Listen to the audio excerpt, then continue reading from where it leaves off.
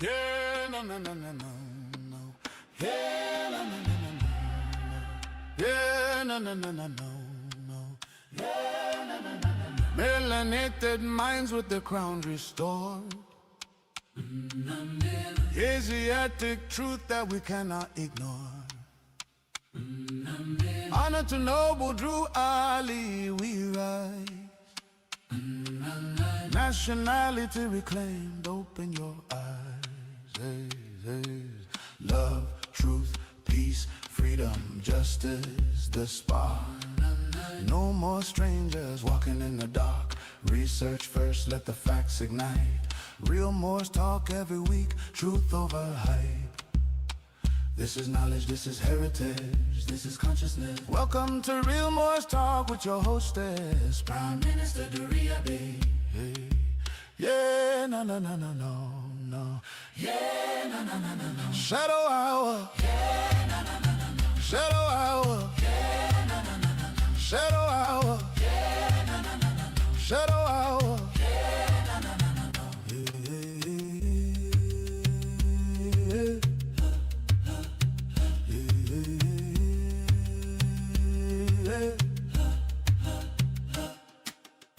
Shadow hour. You are now tuned into Real Morse Talk. Melanated glow, crown back on the throne. Asiatic spirit, yes, we finally home. Honor noble Drew Ali, we proclaim. Nationality restored, we reclaim the name. Yeah, yeah. Love, truth, peace, let it spark that fire. Freedom, justice, lifting hearts higher. No more strangers, we know our part. Real Morse Talk, truth from the heart. Real Morse Talk, truth from the heart. Real Morse Talk, that's right. Yeah, na, na, na, na, na. Shadow hour. Yeah, na, na, na, na, na. Shadow hour. Yeah, na, na, na, na, na. Shadow hour. Yeah, na, na, na, na, na. That's it. Rise up, rise up, rise up. That's it. Rise up. This is heritage. That's it. Rise up. This is consciousness. That's it. Rise up. That's your heritage. That's it. Rise up. Never haven't been. That's it. Rise up. This is heritage. This is consciousness with your hostess, Prime Minister Doria Bay.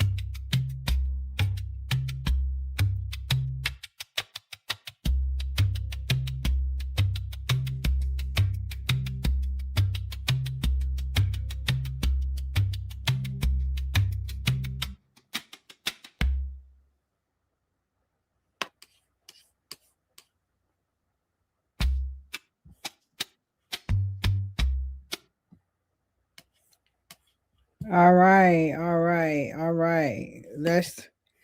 Welcome to another episode of Talk. Okay, I am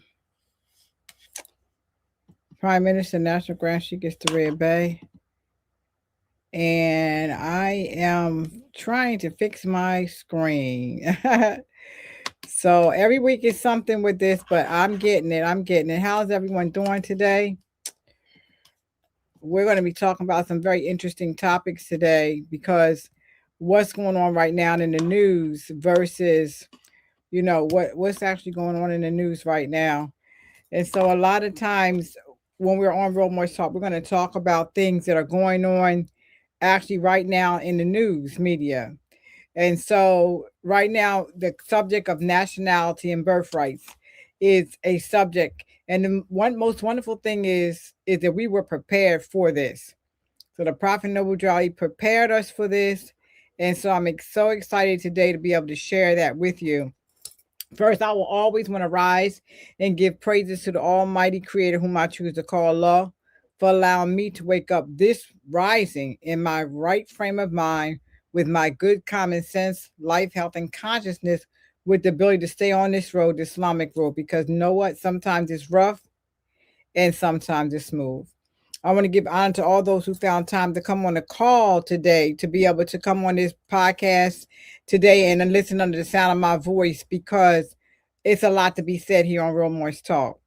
And so I want to say shadow hour to everyone. Welcome to Shadow Hour. And so, as you probably saw in the actual information that I sent out, was that we're going to be talking about the subject today is nationality and birthrights. And the most interesting thing is that it's all in the news media, and you know Trump is, we all know that he signed an executive order to try to reclassify citizenship. And I know a lot of Moors claim that they're not citizens, they don't want to be part of citizens, they're not citizens, they're not 14th Amendment citizens and all these things. What they do not realize is that when you're saying these things right now, you're putting your citizenship in jeopardy at this point, because all of those who they classify as non citizens, they are deporting these people back to their countries. And so, one of the amazing thing about us as Moors is that we know that we're here in our own land. So, one of the things that's going on that maybe he doesn't realize he's opening the door to is that all of them are immigrants. We are not. So all of them are immigrants, and they came from other places. So when you're talking about the birth of the child from the immigrant, and a lot of them were here unlawfully, even before the Constitution came about. A lot of people were here unlawfully. They came into this territory, and we know the so-called brothers and sisters of us that was here that they called misclassified as Indians, and now call them Native Americans today, which is in the Constitution, even a misclassification. We know for certain that they're sovereign to the United States and corporation, because we know it's not a country. We know United States is a corporation. And so they're sovereign to the corporation, meaning they're citizen in their own right to nationality. However, so they're not even considered under the citizenship rule. But anyone else who's born here is considered citizens or non-citizens, depending on whether you were neutralized when you came here. You do a neutralization act, or they call it a naturalization act or neutralization act when you're here. But those who are born free here are national citizens. And so the question of the Constitution has come out now. The whole question of whether you are a citizen versus a non citizen, whether you have rights or allegiance to this territory, or the way that they're trying to do it is to send everyone back to where they think they should go, not realizing that those Europeans are immigrants themselves. So they're opening up a whole door right now, and there's a lot of fight going back and forth, because the woman who was speaking, her last name I believe was Wong, she was saying that if you try to go all the way back, then you have to go back to the Irish, to the Russians, to the ETC, which is a lot of them. So when you're starting to open up the conversation about citizenship and nationality and birthrights, then you're opening up that particular door. So again, welcome everyone to Real Morse Talk. So my subject today is, what does the 14th Amendment say about citizenship? Because a lot of more say that we're not under the 14th Amendment, even though a lot of times under the 14th Amendment, there's certain rights that are not under other amendments. But when you're saying you're under the 14th Amendment, they're saying they're classified as citizens under the 14th Amendment. And they don't want to be classified under the 14th Amendment. So I want to read I'm going to go over what the Prophet Noble Jolly had to say in the divine warning from the prophet for the nations. I want to go over exactly what he had to say about this idea. And think about it. This is before all of this came about. The Prophet Noble Jolly was preparing us. That's one of the missions of a prophet, is to prepare us for what's to come for. Right. So I'm going to put my peepers on. I'm going to go over some of what the prophet said. So I'm coming from the divine warning by the prophet. And some of you all may have it. It's in the Morse literature. If you do have it, if you want to follow along with me, it is in the Morse literature. And I believe it's page 3. I'm not sure if you got a Morse literature from some other place. It may be a different page. But I think it goes all the way from 3 to 5 in the Morse literature that we have. So, and I'm going to read, and I'm going to read how it's written. The prophet says, I'm going to read it. The citizens of all free national governments, according to their national constitution, are of, are of one family, bearing one free national name. Those who fail to recognize the free national name of their constitutional government are classed as undesirables and are subject to all inferior names and abuses and mistreatments that the citizens care to bestow upon them. And it is a sin for any group of people to violate the national constitutional laws of a free national government and cling to the names and the principles that allude to slavery. I, the prophet, was prepared by the great God, Allah, to warn my people to repent from their sinful ways and go back to their state of mind, to their forefathers' divine and national principles. That they will be law abiders and receive their divine rights as citizens according to the free national constitution that was prepared for all free national beings. They are to claim their own free national name and religion. There is but one issue for them to be recognized by this government and of the earth, and it comes only through the connection of the Moorish divine and national movement, which is incorporated in this government and recognized by all other nations of the world. And through it, they and their children can receive their divine rights unmolested by other citizens, that they can cast a free national ballot at the polls under free national constitution of the states government and not under a granted privilege, as has been the existing condition for many generations.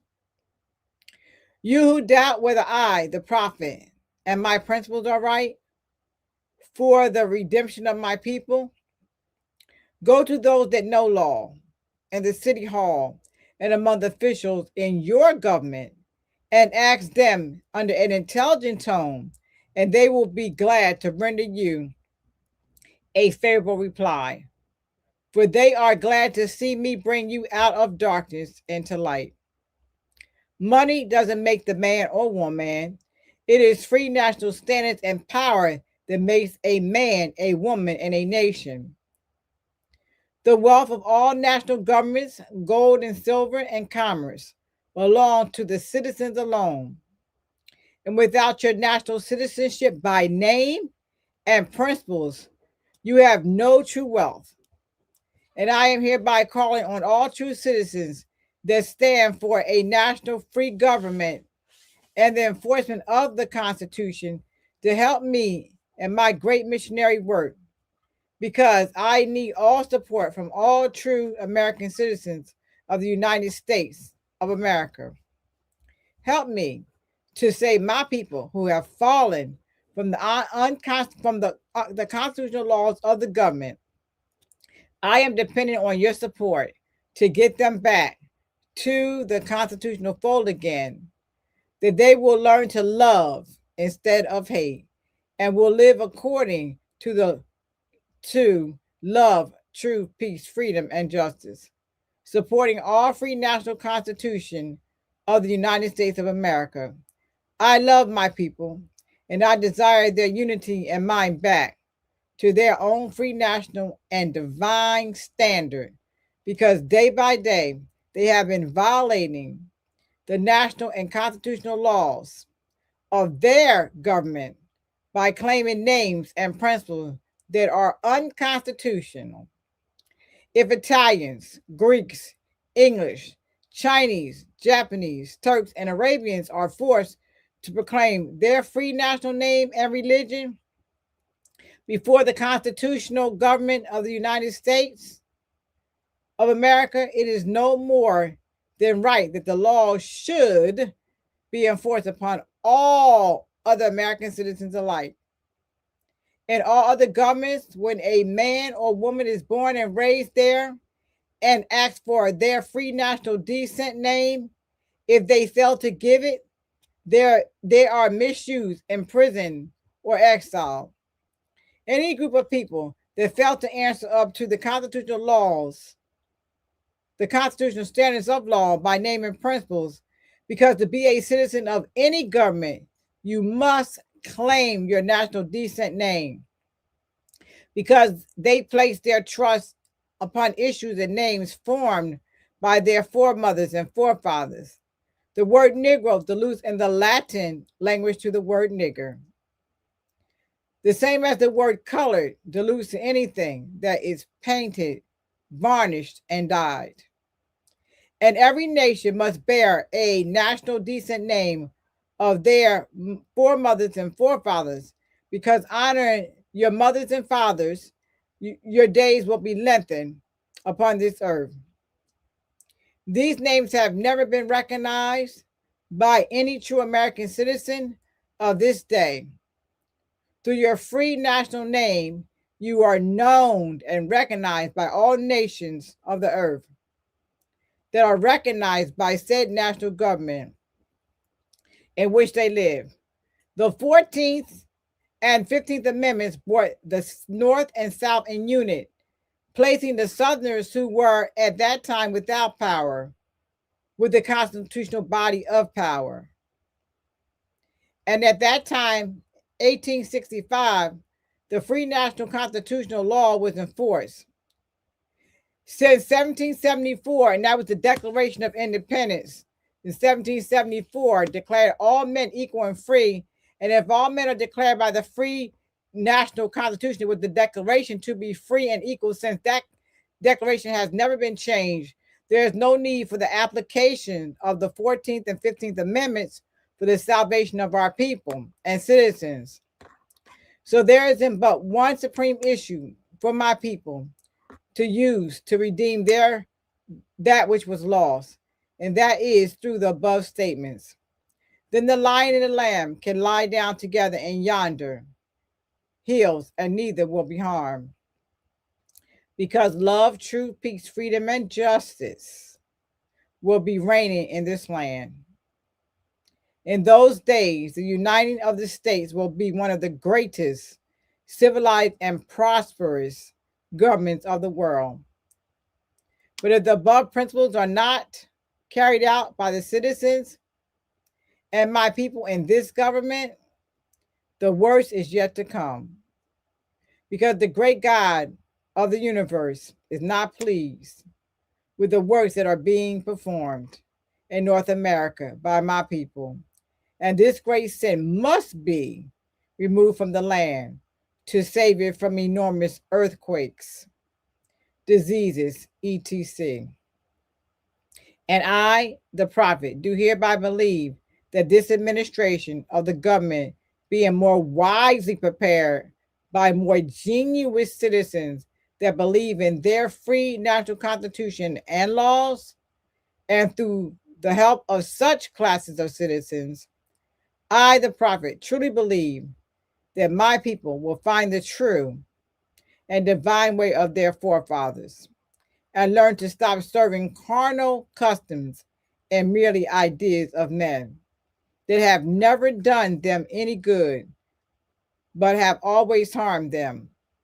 So I, the prophet, am hereby calling aloud with a divine plea to all true American citizens to help me to remove this great sin, which has been committed and is being practiced by my people in the United States of America, because they know it is not the true and divine way. And without understanding, and that could be understanding, overstanding if you want, they have fallen from the true light into utter darkness of sin. And there is not a nation on earth today that will recognize them socially, religiously, politically, or economically, etc., in their present condition of their endearment, in which they themselves try to force upon a civilized world. They will not refrain from their sinful ways of action, and their deeds have brought Jim Crowism, segregation, and everything that brings harm to human beings on earth.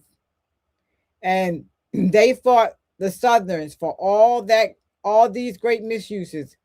But I have traveled in the South and have examined conditions there, and it is the works of my people continuously practicing the things which bring dishonor, disgrace, and disrespect to any nation that lives a life. And I am hereby calling on all true American citizens for moral support and finance to help me in my great missionary work to bring my people out of darkness into marvelous light from the prophet, Islamism. And so I wanted to read that in its entirety. And I know, a lot of people may be bored with it or whatever, but some of you all may have never even read the divine warning by the prophet. And it's so relevant for what's going on right now today. And the prophet told us, he said, we have to proclaim our free national status. We have to proclaim who we are. And so the people that are here that they're trying to deport or send back, these are people that they claim are in this country illegally. The problem with that is everyone who's come to this country came here illegally. I mean, if they would try to claim to say that if they would try to claim to say we came from Africa, some of us came from different territories. That's true. But they even brought us here unlawfully. So they're saying that the reason that the 14th Amendment was actually written was to protect the people that they consider enslaved people. So that way they could keep you into the present condition that you were in. And then this way they would not have to send you back to where they claim they brought you from. One of the problems with that whole miscommunication is that if the people say they brought you from somewhere else, if they brought you from somewhere else, they should have manifest in land of where they brought you from. They should be able to say clearly where you came from, and they're not able to do that. They're not able to say where you came from. So a lot of the things we know that people were brought, and this is something that the president from Ghana was saying, that people were moved from one territory to another. People from Jamaica and Trinidad were moved here in these shores. People from these shores was moved over there. So people were mixed around and moved around. So you would have no concept of landmass. That was one of the reasons why they mixed you around and pulled you around so much. So you would never be able to associate who you were and where you came from. So now when it comes to trying to send you back somewhere, they have nowhere to send you to when basically we were already here in this territory. So yes, truthful, some of us came from different landmass and different places, but most of us were already here in this territory. So the question remains is about the 14th Amendment. So what I did today with the 14th Amendment, what I did today was my broadcast is basically, you can clearly, broadcast is saying that the birth within the United States and legal jurisdiction established a national standard of citizenship after the Civil War. That was basically what they were saying about the 14th Amendment. So why is it? So let me just go here first.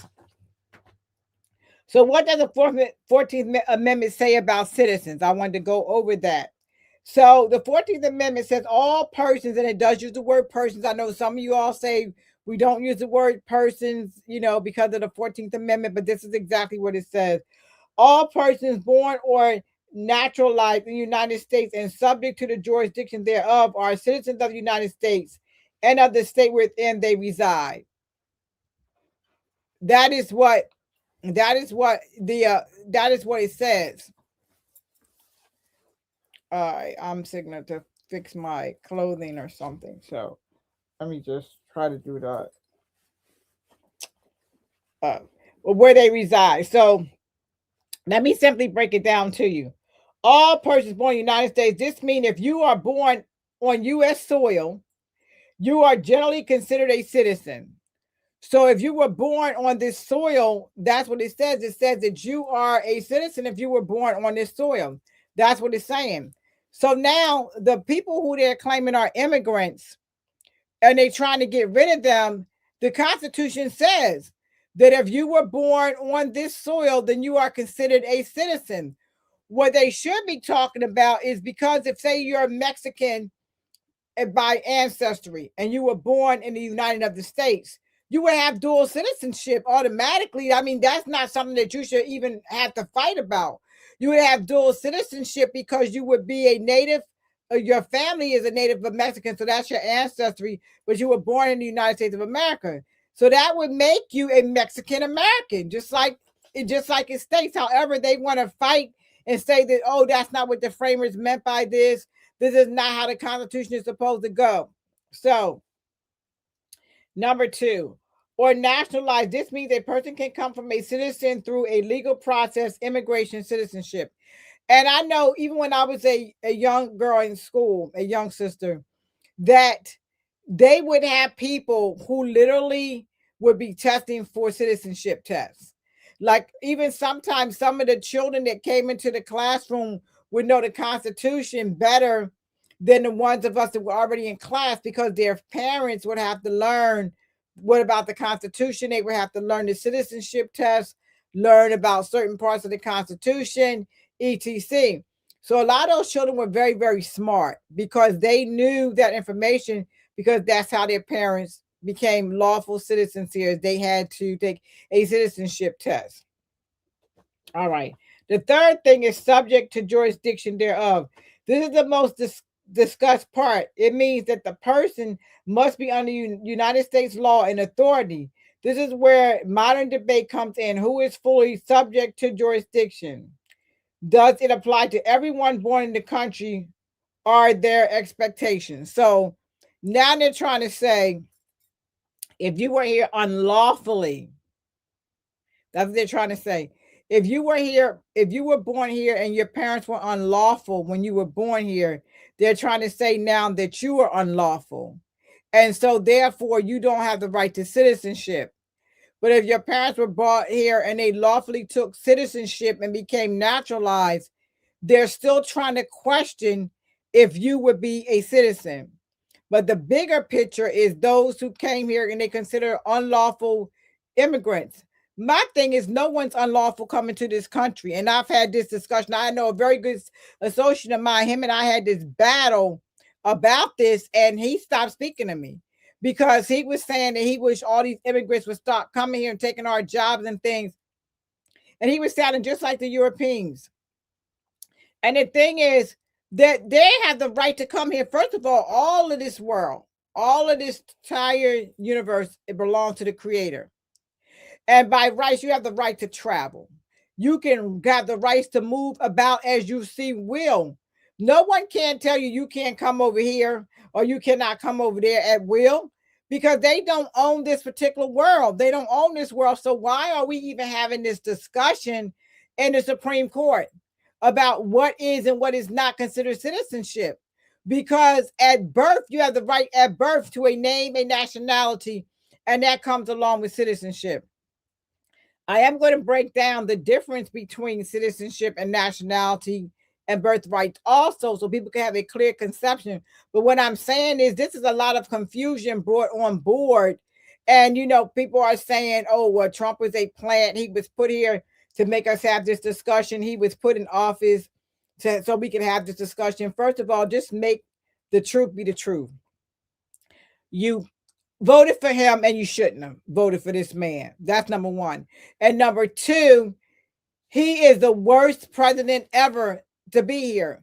And as Moors, if you keep running around talking about you're not a citizen and that you're not a citizen, even though you may claim to not be a 14th Amendment citizen, but a citizen means the natural inhabitant of this territory, then you're going to be up for question of citizenship too. And they're going to be trying to deport you back somewhere else. So do not think that bringing this man into office was a big thing for us to be able to make it. It's harder on people who are of different Mexican descent. Now, this is the problem. You have Irish and Russians and Germans and Scottish and all these people that are here that are immigrants. Trump's wife is an immigrant. All these people are immigrants, even Trump himself, and all of them are immigrants. So the question now remains that if you're talking about removing people because they were not naturally born here on this territory, so they're not citizens, then you might as well remove all of y'all back to your countries, because that's exactly what's supposed to happen. All these people need to go back to where they need to go, if that's the case. So it won't even be a question. If you want to start moving other people around because you want to redefine what citizenship is, then you need to go back to your own country. That's what I can say to you.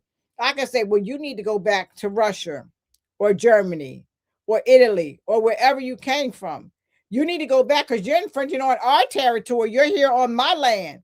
So you need to go back. So that's the question that, is coming aboard is, what is the question here about the citizenship status? Okay, number 4. Citizens of the United States and of the states we're in, they reside, they're establishing dual citizenship, as I was saying earlier. And now some of them saying that dual citizenship is even federal and state. So they're saying you're a federal citizen by nationality, federal citizen, and then a citizen of the state. So say in the state of Maryland. So you would be a citizen to the Uniting of the States, and you would also be a citizen to Maryland or to Texas or wherever you live. And they're considering that as dual citizenship. Citizenship is only one, no matter where you live, because federal law always trumps state law, no matter what, unless there is not a federal law written when the state creates a law. Federal law always trumps state law every single time. So you would be a citizen anyway by birthright. Anyway, but again, so what I wanted to make clear is that, so the historical purpose that they're saying, and this is what I want you all to listen to, the historical purpose of the Amendment 14, they're saying, was adopted in 1868 after the Civil War. It established citizenship for formerly enslaved people, prevents states from denying citizenship, and create a clear national standard. Now, for all of us who are familiar with the Dred Scott decision, that is one of the reasons why, because remember, the Judge Taney, and if you don't have the Dred Scott decision, you can get it from circle7publishing.com. We got plenty of them.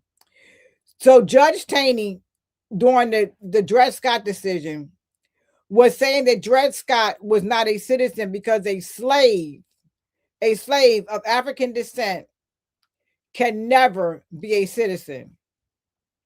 And I remember a lot of Moors was running around, oh, I'm not a citizen because Judge Taney said so. And listen, Judge Taney was one man who made the worst egregious decision in American history. Okay, trying to say that we were not citizens, trying to disassociate us from our own landmass. So that's what you should have got from that statement. That's what he was trying to do, disassociate you from your own landmass, trying to say that you were not a citizen. Anyone of African descent could never be a citizen. And Dred Scott never got to live to see that decision overturned. But the bottom line was that Dred Scott was a citizen. He just didn't know it. What the problem for Dred Scott was, Dred Scott still held on to a slave name, which was a part of the problem, which he didn't understand. That by him holding on to that slave name still made him property of the Scott family. And so therefore, because he did not know his free national status, At that time, he didn't even know what a free national status was. The prophet had not even came on the scene and told anybody about free national status at the time. So he did not know that he had more to fight for. But what he did do was make history. He made American history so that we as Asiatics know how hard we have to fight. So we know that Dred Scott did not know because he kept the name Scott, but we know by what our prophets telling us that you got to give them back those names. So if you want to get free citizenship, if you want to be a free citizen or national, you have to give the European back their names. And I know I spoke about this probably early in my broadcast, but nationality and birthright is always the order of the day. And listen, people really need to comprehend and understand that citizenship is not a bad thing. You only make it a bad thing if you try to make yourself incorporated as a citizen and not a citizen that's a natural inhabitant of the land. If you get the dictionary, it's called American Heritage Dictionary, and you read in there under citizenship, it will tell you that the citizens, the true national citizens, the true natural, citizens are the copper complected people that were here. They were considered Americans. That is what it tells you in that particular dictionary. Now we know over time dictionaries have changed things and they changed the information in some of those. So it's really imperative. Taj has told you, I've told you, it's the best to get the very, very old dictionaries, and you can see the changes in those old dictionaries into what modern day time. So you're able to actually see the changes in the dictionary, and that's where you can see where they made changes and changes are still being made to modern day time. But if you want to get a lot of true essence of a lot of the words that were back then and what they meant, then you need to get yourself an unabridged dictionary. You need to get yourself an American Heritage Dictionary. And you need to do some real research and study, because I know a lot of you all are so misinformed right now about who you are. And so this begs the question, this question today: can they come to your door, knock on your door, and say, like, for instance, to say if you have heritage or Trinidadian heritage, and your grandparents were Trinidadian and they came here unlawfully, and then your parents were born here. They trying to say that now your parents were born here, they're natives of Trinidadians, but they're on here unlawfully. So you're not a citizen, you're not natural to the territory. And then if you have any children, then they're trying to say that your children are not. So now they're trying to go generationally, and try to remove generations of people from this territory. And that's what this is all about. Okay. So the Supreme Court decision that they're using in these cases, and a lot of you all may be familiar with it, is in the United States versus Wong Kim Ark. And this decision was 1898. The court ruled a person born in the United States is a citizen, even if their parents were not citizens.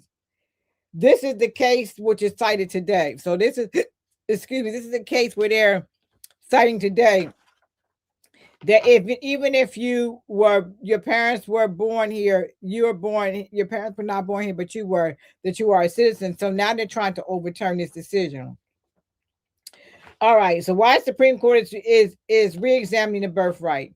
The question is being revisited. Does the 14th Amendment to the United States Constitution automatically grant citizenship to everyone born on U.S. soil?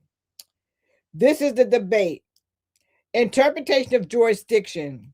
Some legal scholars and policymakers argue being born in the United States may not be enough. Citizenship should require full legal or lawful allegiance to the country. The question is, does this include children of non-citizens, temporary visitors, and undocumented individuals? So they're saying that the question is about include children of non-citizens, temporary visitors, and undocumented individuals. So say you're saying that you're not a citizen of the United States, and that's something you want to put on record, then that puts your children at jeopardy for what they're trying to do here with this. Number 2 of this, changing immigration conditions. When the amendment was written in 1868, immigration systems were very different. There were no modern visa systems. Global migration patterns were smaller. Today, immigration is more complex because they're saying that people are lawfully or unlawfully are crossing the border daily for asylum, their countries being, horrible countries to live in. They're being abused in their country, so they're coming to the United States for assistance, and all of this is going on. So it's really questionable on whether or not the people that come over here should be lawful or unlawful. There's no question to me. I have no problem with people coming over here. Now, a associate of mine said, this same one I had this discussion with, said, well, how about all them people just decide to come over here? Then the United States would just be so overrun and so overpopulated with people, and so we wouldn't have any place to go. So this is my thing. All of these territories, just like every other, all these territories migrated to the United of the States, where I think they say it's 52 or 53 now migrated here to the States. All the countries can come together as well and try to make a livable condition for everybody. And I'm not saying the United States is a livable condition, because we have things over here that's just really horrible. And we have things over here that are better than some other places are too. So some people feel like when they come here, it's a better life. And we as Asiatics here should not complain. They feel like we got it good over here. We shouldn't complain because of the horrible conditions that they face in their countries. But the bottom line is that everyone should be treated fairly and equally. It doesn't matter who you are, what your nationality is, what you look like. And so if we could practice that unification for all Asiatics. Now, am I saying that the United of the States of America is ever going to treat us right? No, they took our land from us, our country from us, our land from us. And so they took our status from us. So they're never going to want to treat us right, because to do that and apologize, they would have to give back everything that they took. And they're absolutely never going to just give us back what they stole. But what we should do, all Asiatic countries, and I put out a unity letter. If anybody would like a copy of that letter, you can send me an email, and I'll post the email up here. If you wanted to email, you can send me an email to this. Send me an email to realmorsetalk@yahoo.com. You can send me that email, and I will send that, and I will send you a copy of the unity letter that I wrote to all Asiatic nations. It's sort of like the prophet put out a plea to all Asiatic nations. I put out one to all Asiatic countries or counties, to come together in unison as one. That's why I was very glad to hear the president from Ghana speaking about how unification bringing us in, and saying that it's all melanated continents, or he was saying African people. I consider myself Asiatic because I'm of African descent, only because of the name of the territory that was brand new. But the thing is, he was talking about all unification, for all of us to come together as one unit of people, because that's the only way our Negro problem is going to be solved. If we keep waiting on other people, and you see what they're doing in the courts right now, if we keep waiting on other people to unite us and to take care of us and give us what belongs to us, that's never going to happen. So we're going to have to make do for ourselves. And so we should start right now with all of us here in the United States right now.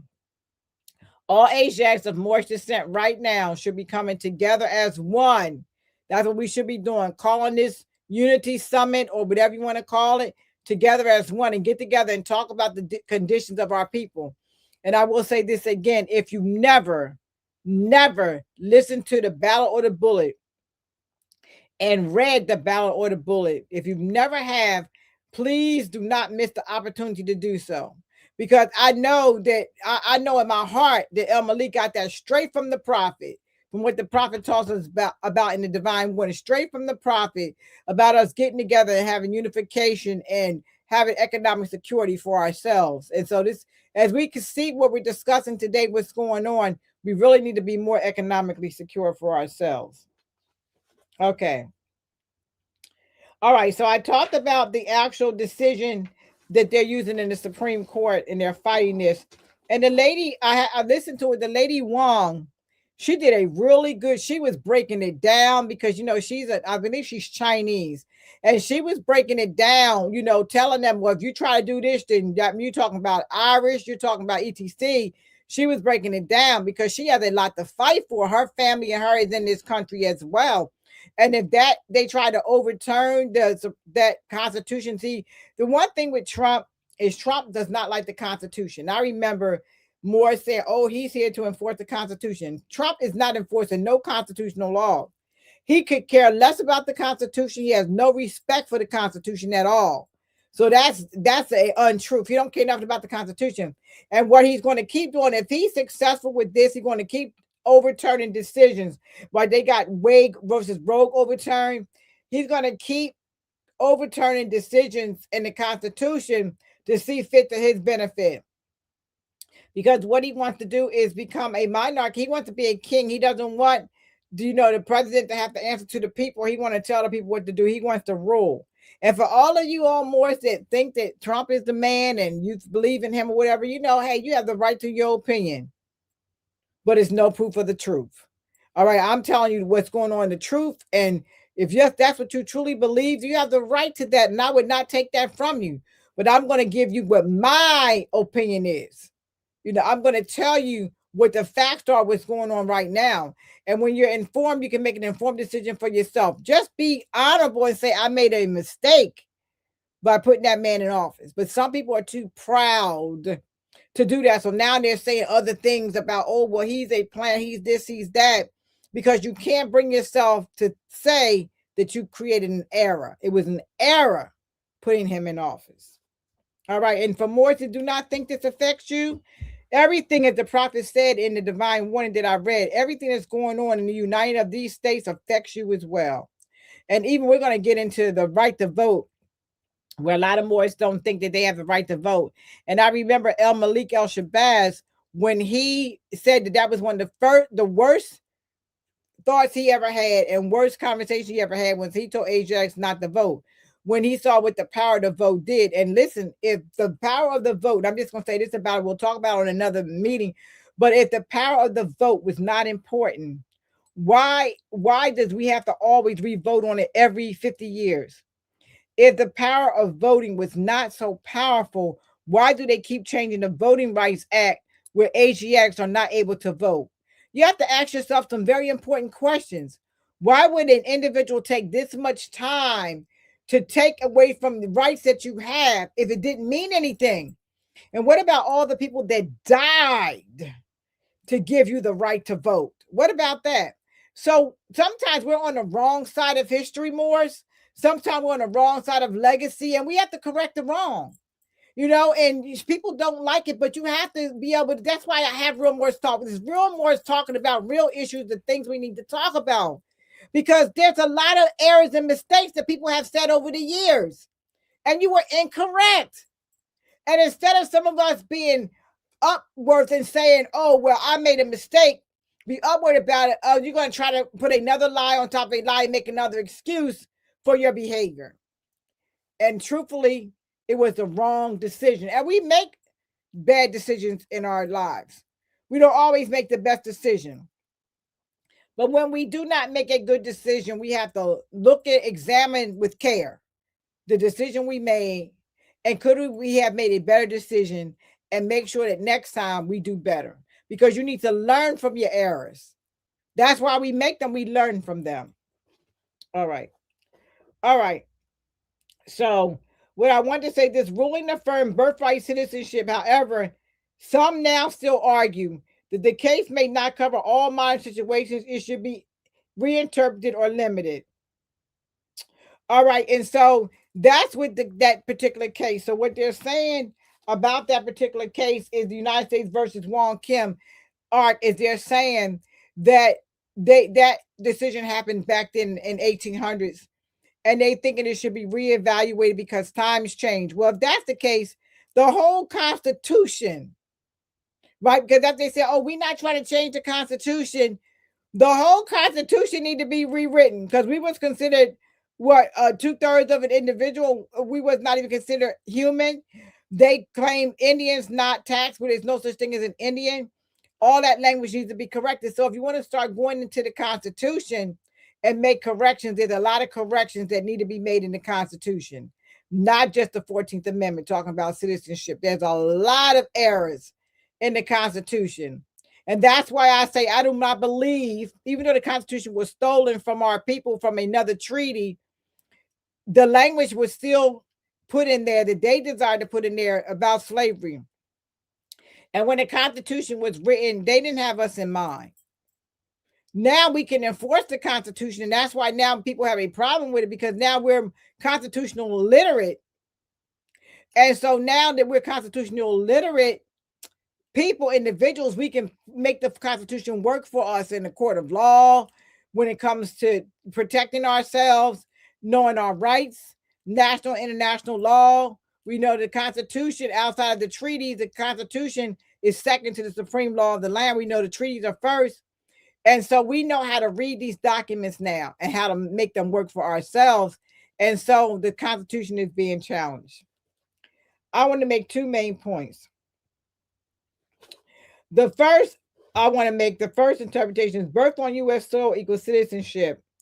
Supported by the law, president emphasis stability and consistency.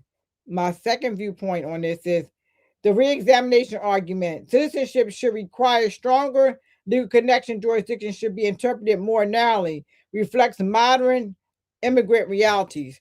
Those are the points. My point for this is that I don't believe that the Constitution needs to be changed to say whether a person, an individual is a citizen or a non-citizen. I think the Constitution should stay the same, that when you're born on this soil, you are considered a citizen. And listen, people who are here that are here lawfully, they pay what they consider tax. A lot of people do not pay taxes. The only ones who are not supposed to pay taxes are the ones that are considered the Indians, which is really us, the Aboriginal people. But now they even make them pay taxes, and they don't even follow the Constitution when it comes to that. So they even make them pay taxes. So a lot of Moors do not want to pay taxes or pay taxes, and a lot of them get into trouble, and they get into trouble because we don't want to pay taxes. But there is a law saying that we do not have to pay taxes. In order to be able to do that, you have to know the actual Constitution and be able to know how you and the Constitution, how it applies to you, and how you do not pay taxes, because you shouldn't pay tax on your own land and territory. That you should not. And this is why the people that they mislabel Indians do not, because why would they pay taxes on their own land or territory? You should not have to do that because it belongs to you. Taxes are not for the ones that have ownership. All right. All right. So the Supreme Court is not rewriting the Constitution, is what they're saying. They're saying they're not rewriting the Constitution, but they're reconsidering the 14th Amendment. All right. All right. If citizenship is being re-examined lawfully, then it raises an even deeper question. How should identity, nationality, and recognition be understood? How should it be? Because if that's what is being questioned, then how should it be understood? Okay. So let me help us out with the difference between legal or lawful citizenship and national identity. The first thing is citizenship that's lawful requires you to be is identified documents such as the 14th Amendment to the United States Constitution. The citizenship would be including recognized by a government, having rights under the law, which means you can vote, you're protected in protection of due process, and the laws of jurisdiction obtained by either birth or naturalization. So that would be what considered. So in simply saying that your status in the eyes of the government, okay, would be considered. Now, nationality identification is who you are and how you are recognized. And that ties you to national identity, ancestry, or descent. So a lot of these people have their nationality. They're Mexicans, Italians, Japanese, Chinese, or whatever. They have a nationality, but they're saying your nationality now, and they're trying to connect your nationality with citizenship. And they're two different things. Your nationality does not have to connect you to citizenship to the United States, because there's lots of nationalities in all these counties. For instance, the United States is not a country, okay? And just like Africa is not a country. Okay, so these places that we're living in are not countries. And so in beside of these counties that we're living in, inside of these, there's lots of nationalities of people. So nationality and citizenship does not go hand in hand when it comes to whether you're a citizen or not of a government. So that's how you become Italian American or Chinese American or Moorish American or Japanese American, because you're still tied to your ancestral heritage. You're just now a citizen in the territory in which you're living in. Okay. All right. So the key importances are that in the overall, the Constitution versus the debate is the Constitution distinction between nationality and citizenship. So those are some of the things that I wanted to go over. The Supreme Court acts like they're not trying to rewrite the Constitution, but they are. The only thing they're trying to run it down is rewrite the citizenship of the 14th Amendment. And again, because a lot of Moors do not associate with the 14th Amendment, you still have to know what the 14th Amendment says. And so I want to pull that up now. So I'm going to pull up the 14th Amendment. See, slide. Let me see. Slide 1. Trustfully, it'll come up. There we are. Okay. So that's slide 1. And I wanted to pull this up. Slide 1. Okay, I'm going to remove that little thing. And some of you all, and I wanted to put this up so you all can see exactly what the 14th Amendment does have there. And so I just want to remove this banner here so I can be able to see show on stage. So let me go back and now add this to the stage, and I'm gonna do slide 1 again.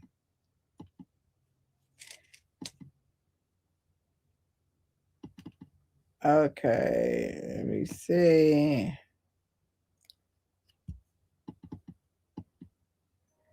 All right, I'm clicking it. Clicking it. Full screen layout. Let's see what it says here. Okay. Oh, okay. I need to try to bring it back up. I wanted you all to be able to see it. And some of you all probably have, there we are. Some of you all probably have copies of the Constitution, but I wanted to go over.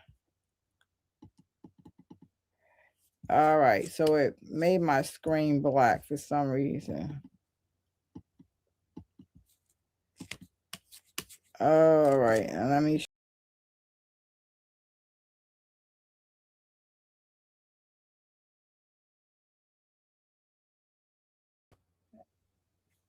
Okay.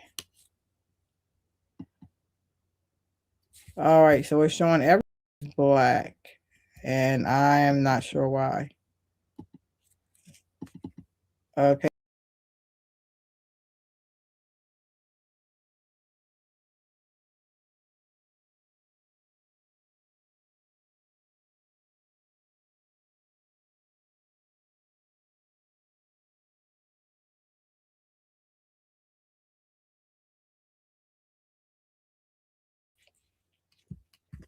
Let me see if I can. Mic is unmuted. All right, so somebody's going to come to my rescue because somehow I am black on the screen. Not sure why that is. Not sure why I'm black. I need to try to fix it. Can they at least hear me? I think you're muted. You have to go to the stage that originally just shows the one that says clear.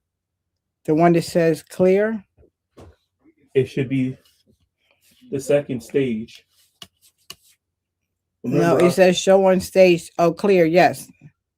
I'm on that and it's black. Now you have to select your what you want to show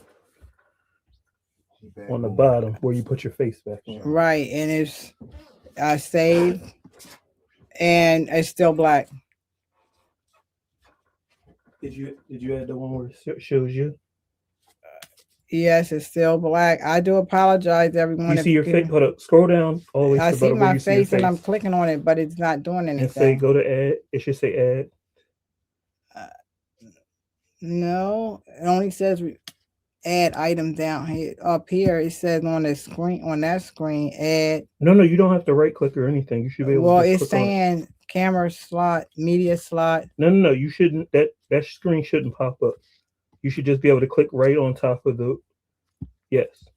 I'm clicking on. There you go. It says remove.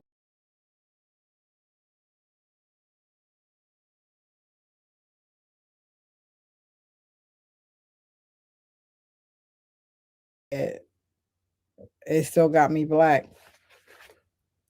Let me see if it's showing up that way. I'm sure I'm showing up black.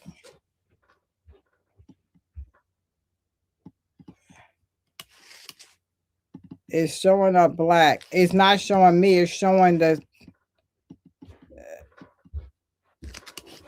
So no, you're coming in just fine.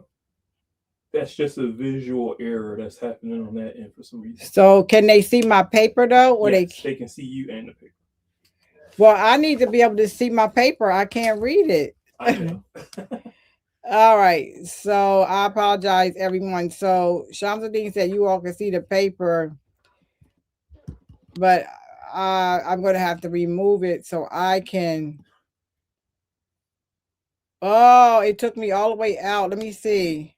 Did it remove me from the show?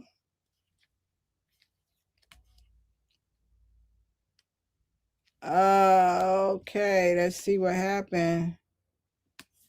All right. Well, this is kind of crazy. What's going on, right? I'm telling you, it's just a visual bug, but we can see you though. But I understand. Okay, so I can't see my. Okay, so all right, so my producer is saying there's something going on with the computer, but you all can still see me. So that's good to know.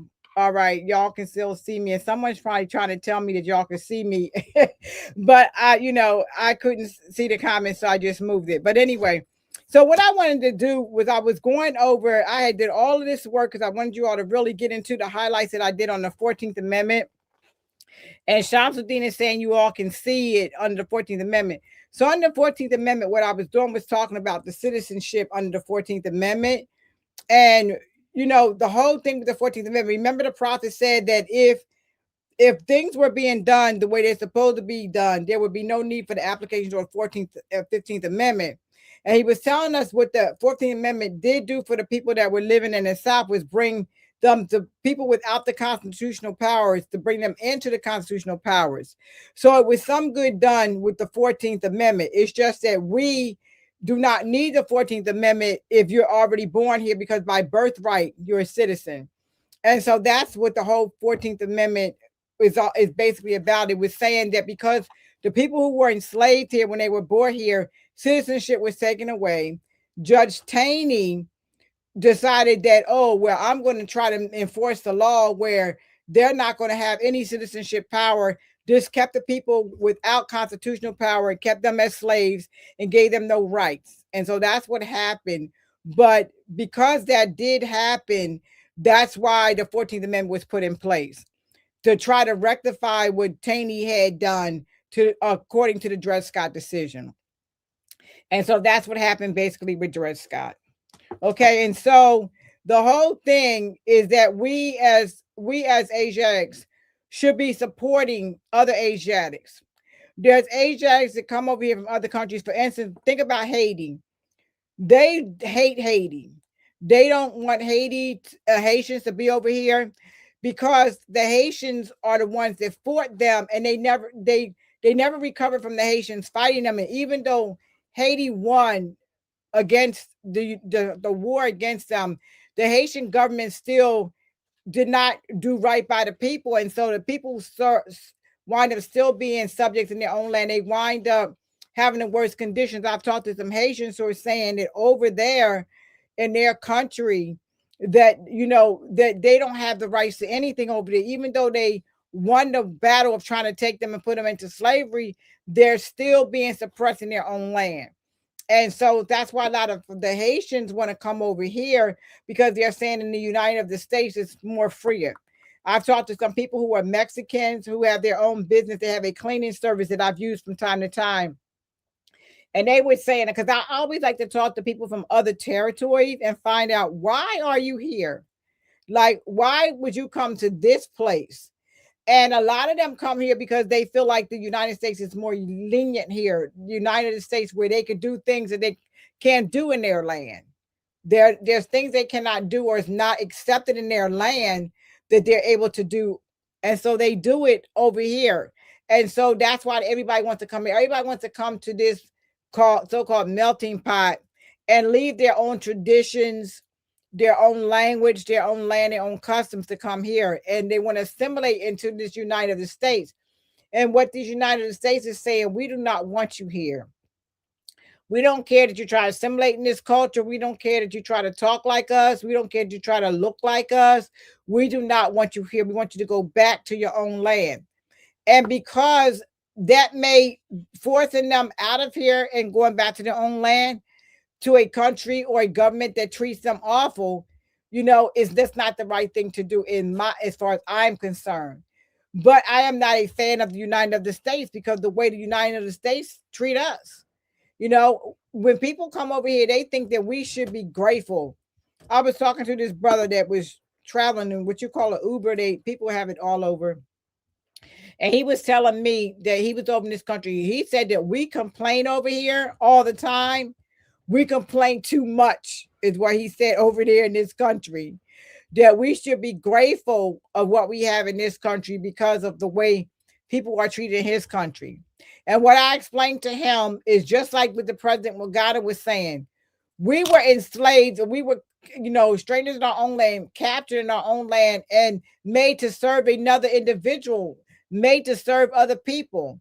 So how do you think that we should be grateful about what we have here on the way we were treated? And we're still being treated that way. We have some things that we've been granted because we fought for them, but they actually are right to have them, but they're been given to us on a granted privilege. And on a granted privilege, we have a lot of things that should be by natural right. But this is how other people see us here in the United States. They see that we are, complaining, that we shouldn't be complaining, that we should be happy with being here and happy the way we're treated, because they're so mistreated over in their countries. Well, now I'm trusting that they're seeing that the same thing that's happening to you over in your country is happening to us right here. Now I'm trusting that they're seeing that the people that's supposed to be in a political power at this particular time are trying to deport you and get rid of you and tell you that they do not want you here. So I'm trusting that some of those same conversations that I had with people back then, that now they're able to see our point of view, because they think we're spoiled over here. They think we got it great over here. We shouldn't complain over here. We should be happy over here. Just should be happy, singing it all the time, like we don't have issues here. And so that's some of the problems that I do have with people when they come over here. They think that we are just a bunch of complainers. Okay. So when we talk about nationality and citizenship, as I spoke earlier about, to be a national is very important, and why the prophet gave us the information on citizenship and nationality. He told us that as a nation, that you have to honor your mothers and fathers, as I read earlier, because honoring your parents keeps your history alive, your legacy alive. When you don't honor your parents and you assimilate into another individual's culture, you have nothing to pass down to your generation. All you can pass down is another man's culture, another man's customs, another man's or woman's ideals. You don't have your own.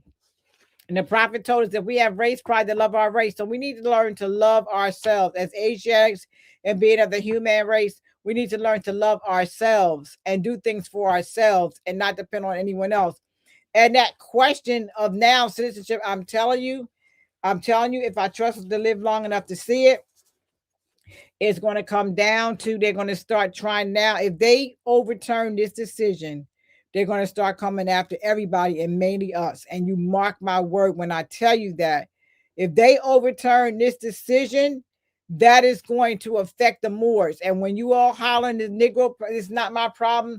Let me be very clear. The prophet said that the Negro problem is our problem. That means the black problem, the colored problem, because Negro just means black, nigger in a whole nother language. It means the same exact thing. It is still your problem. And so the only way we can make sure that this doesn't affect us is unification. So the one thing I could say about this man in office, Trump, because I don't have a problem calling his name, is that maybe it'll make us see that we need to come together as an individual people, because no one is going to do anything for us. We're going to have to do it for ourselves. And we're going to have to proclaim, for those who don't mind having the benefits of citizenship, for all you who don't claim to be citizens of the United States or whatever you want to claim, that's on you. That's your right to do that. Listen, with your portion of understanding, my portion of understanding is the prophet mentions citizenship in the divine warning over and over and over again, and the importance of it. So I'm going to stick with the prophet.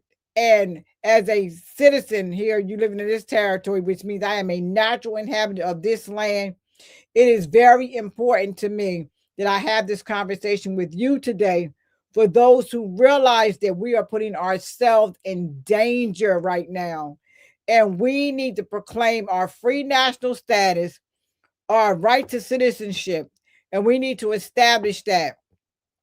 We do not have to, naturalize. Some people Moors are being naturalized. What in the world? We not foreign to this territory. What you doing naturalization for, or neutralization?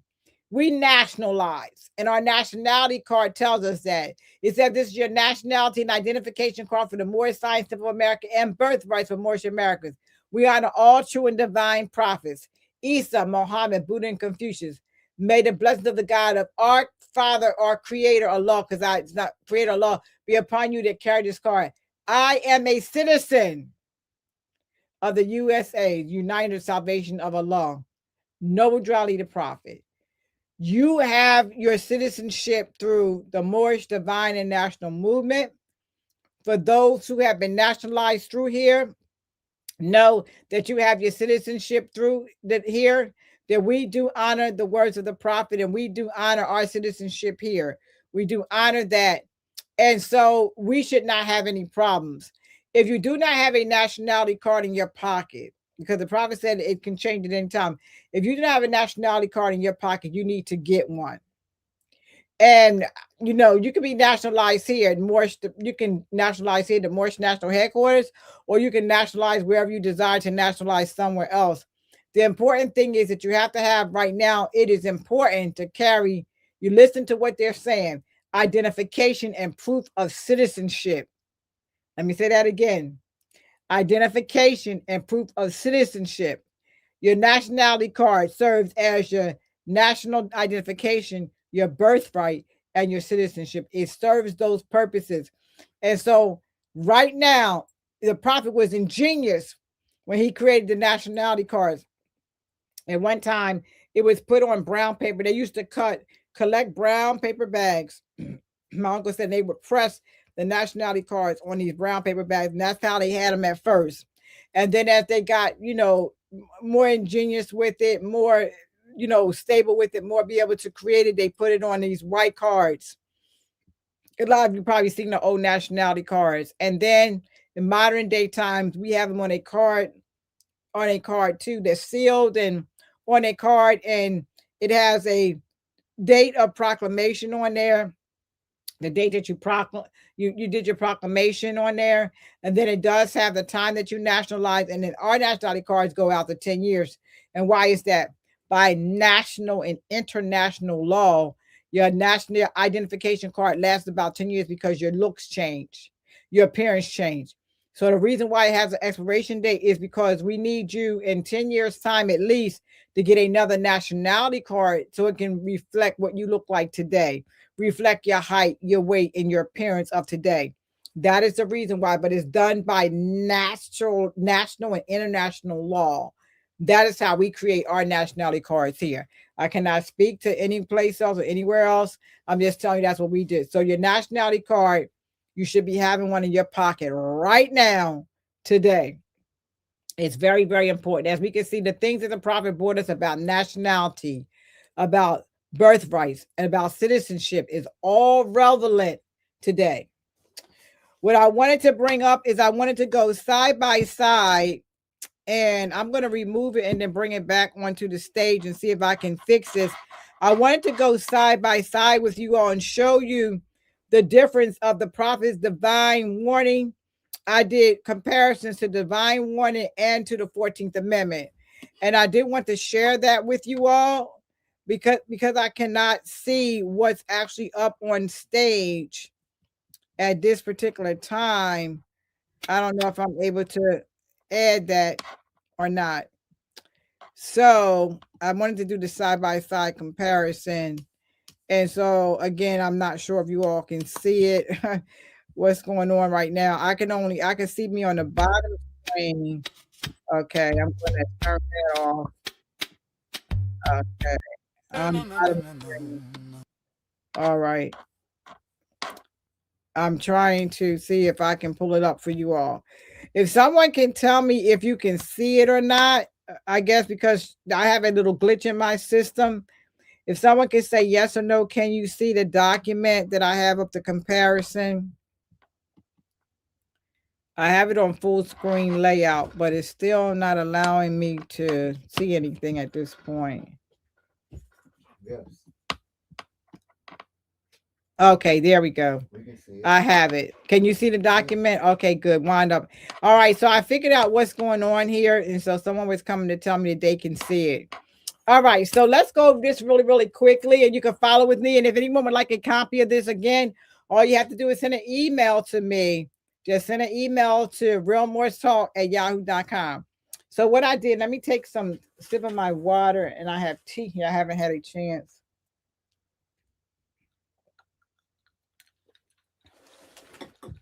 And while I'm taking this little break to breathe, I want to thank everyone who came out and celebrated my born day celebration on Thursday. It's a week ago already. On Thursday, everyone who came out to celebrate with me, it was wonderful. I had the best time ever. People were asking me about how it went. It was the best time ever. I think it was one of the best born day celebrations that I actually had on this earth. So I'm so grateful for it. I spent a lot of time with my eldest granddaughter. We hung out, we shopped, and we did things. And even though if you don't have fiat to shop, sometimes just browsing, looking a couple of dollars here or there, it's just all in fun and connection. And then on Saturday, my youngest grandchildren got here and they stayed until Sunday, and we had a good time. We went out to eat. I think Sheep Bilal posted some of the pictures. And so I had a really good time. And for all you all who did join me in the studio, thank you so much. Y'all made my born day absolutely wonderful. So shukran for that. Shukran. All right. Now I want to go to the side-by-side comparison chart that I made. And if anyone has any comments that they think about it, they can certainly let me know. So the foundation, number one, citizenship. So the 14th Amendment, I'm going to read the 14th Amendment, then I'm going to go to the prophet's teaching. So the 14th Amendment, all persons born or naturalized in the United States are citizens. Citizenship is granted by birth or legal process. The prophet's teaching. Citizenship is tied to recognition under a free national government and aligned with its principles. Citizenship must be supported by national identity, name, and principles. Number two, basis of recognition. The 14th Amendment. Recognition is based on legal jurisdiction, focuses on legal status. The prophet's teachings. Recognition comes through national descent, name, and constitutional alignment. Focus is on identity and law together. The 14th Amendment, national identity, does not define national descent identity. Citizenship does not require identity, just declaration, which I spoke about that earlier. The prophet's teachings emphasizes claiming a free national name of your forefathers. Identity is essential for recognition among nations. Number four, consequences of non-recognition. The 14th Amendment, no direct statement on identity confusion. Legal rights still apply. The prophet's teaching, those who fail to recognize their national name are classified as undesirables and are subject to mistreatment. And here we still, 14th Amendment, relationship to law. The 14th Amendment, oh, I didn't finish the other one. Prophets teaching gives inferior names. Okay. Number 5, relation to law. The 14th Amendment establishes legal equality under the law, focused on protection by law. The prophet's teaching calls for being law abiders under constitutional principles, focuses on alignment with constitutional law and identity. Purpose of citizenship. The 14th Amendment, to define and protect citizens' rights after the Civil War. The prophet's teaching, to restore people to their divine, national, and constitutional status, emphasizes redemption, unity, and lawful identity. Number 7, political rights. The 14th Amendment, citizenship provides access to rights to voting and protection, etc. The prophet's teaching, true participation requires recognition, national identity, alignment with constitutional principles, and not functioning under granted privileges.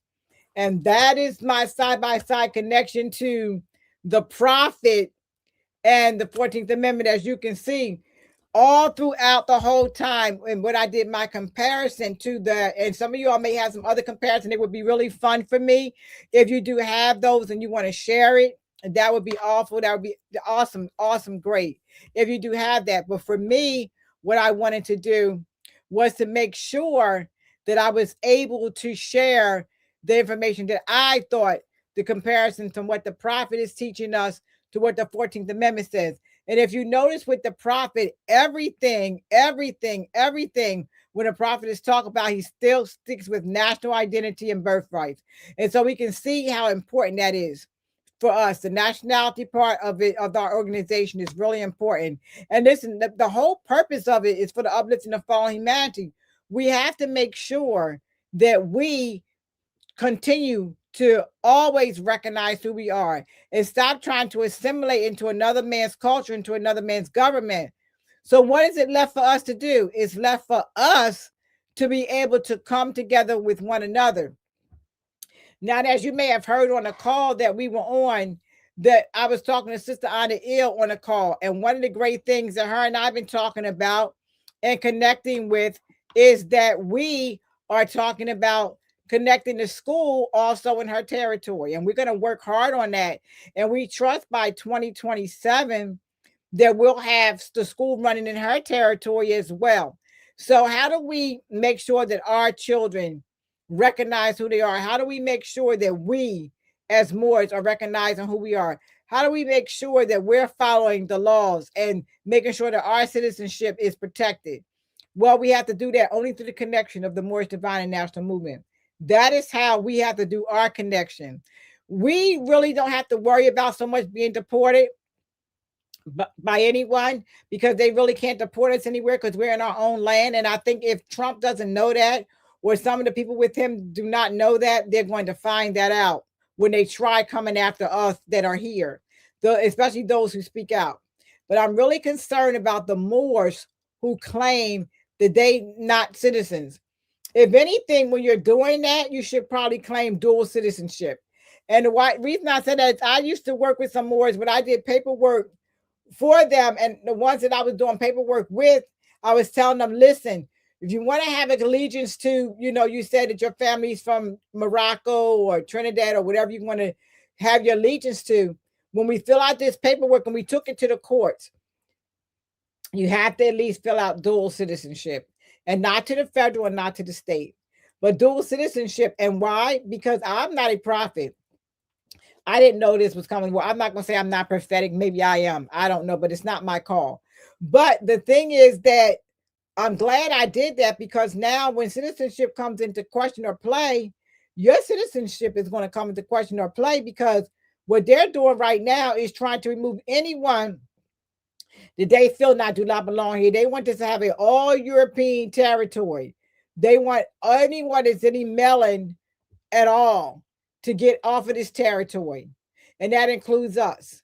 And so we have to stand firm for who we are. And I would say, in your territory, one sister sent she talked in the chat, And she said that she was the only Moor that she knew about in her territory. And if you're on here tonight, sister, you didn't leave me a way to contact you. So I have no way to contact you to be able to assist you. So what I'd like for you to do is, if you're here tonight, please give me that information so that I'm able to go ahead and assist you.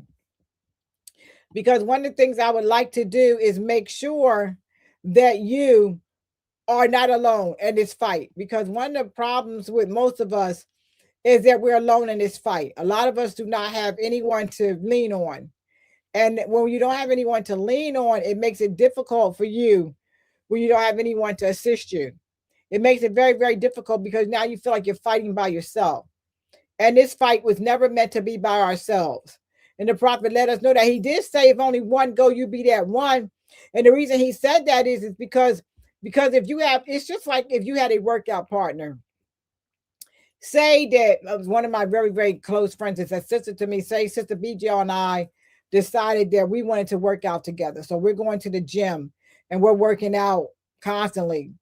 And all of a sudden, Sister BJL decides that she wants to stop working out. Do I stop working out or do I continue to work out? Because now I'm by myself. And so that example means that if you with someone in this movement, if you came in with a partner, a significant other, wife, husband, child, it does not matter. And they decide that they no longer want to go this way or no longer want to be here, you continue on your journey. Do not allow someone else deciding that they no longer want to be here or they tired of it or they just want to try something different and then allow you to fall on your face.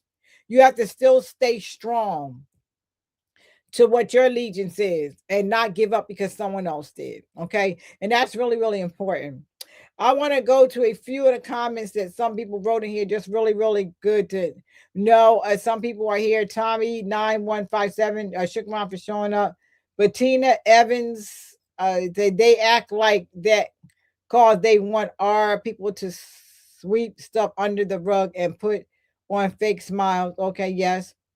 Different Bay, BBBB, the room. Okay. Madudi, Islam. Umi Anna Islam. And we have Miss Jazzy 1960. We can see you, Islam. Shukran for telling me that important information. That was important information coming from C. But small. Oh, I apologize if it was small. I should have saw that so I could make it bigger. Someone V Curry, yes, and Madudi, yes. Okay, Madudi, you're welcome. We honor you. Okay, shukran. All right, so I just wanted to acknowledge some of the people that were in the chat today too. And so some of the things I want to go ahead and finish up because time gets short so fast. But the difference between legal citizenship and national constitutional citizenship. And so I wanted to finish this off too. So the legal citizenship, which is recognized by law, is a status granted by law. It identifies the documents such as the 14th Amendment to the United States Constitution. What legal citizenship includes is recognized by a government, as I stated earlier, having the rights under law, which is the right to vote, due process and equal protection under law, which we know that doesn't happen for us. Being subject to laws and jurisdiction, and this is either by birth or naturalization. The simple difference on the two is the legal citizenship is in the eyes of the government. And you heard me say that. In the eyes of the government. So if this government decides that they want to take away what they consider citizenship, like I said, because if they want to, take the Constitution apart, and they start with the 14th Amendment, what's to say they won't start the rest of them? Even so, just so you know, the Bill of Rights, what happened with the 14th Amendment is that the 14th Amendment was supposed to seal the Bill of Rights also. As we know, the Bill of Rights is the first 10. Right. And so those are supposed to never be touched or changed or amended. But according to what happened during the time of the 14th Amendment in 1868, they were saying that that 14th Amendment sealed the Bill of Rights. So making sure that the Bill of Rights also would include it into the 14th Amendment. But that never happened. That never protected Asiatics, the ones that of us that was enslaved that never protected us. So this is why you have all of these. You had your black codes, you have your Jim Crowism with your black codes, and we're going to talk about black codes here because we know that black codes have never been eliminated. The black codes is still in full effect. It has never been eliminated. There's nowhere recorded that they stopped the black codes. And so these are things why nationality, identification, and citizenship is important, because those black codes were designed to still keep you down. Regardless of the 14th Amendment, that's what they were designed to do. And they still got their foot on our necks. All right. Again, so nationality is a deep concept tied to heritage, culture, and self-identification. This includes your ancestral descent, your cultural background, your historical connection, your national name or affiliation, and shared values and traditions. So let me ask you, who do you have your shared values and conditions with? So if you are not claiming your free national status, so say anyone that's watching this are still going under the Negro or going under the black or colored or people of color, whatever you're using today, how do you connect your identification with? Because if you're connecting your identification with Africa, there's never been any black people in Africa because they all have a national descent name. They have a nationality and they have a birthright in Africa.